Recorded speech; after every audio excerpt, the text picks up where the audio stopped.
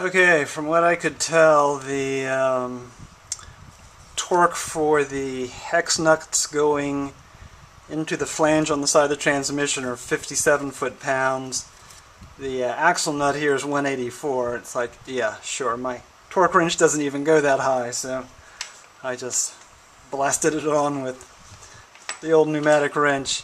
The bolts for the calipers are 65 foot-pounds. I'm not sure what the suspension bolts are, but I did those at 70 foot-pounds. I should add that obviously you have to have your rotor and your caliper on so that you can use a screwdriver in the vent hole to pin the rotor so it doesn't start spinning when you're trying to put your axle nut on, or when you're trying to torque your nuts way in the back there for the CV joint to the transmission flange.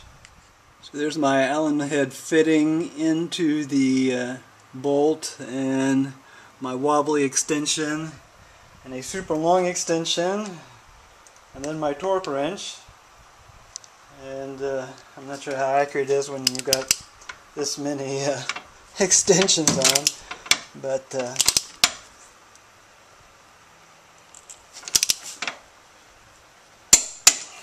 she goes.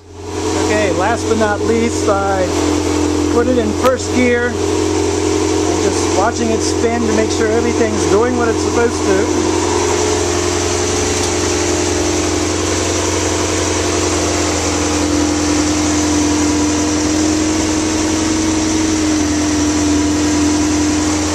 Looks okay.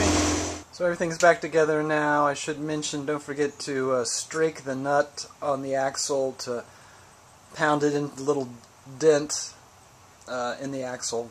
They'll stop the bolt from coming off.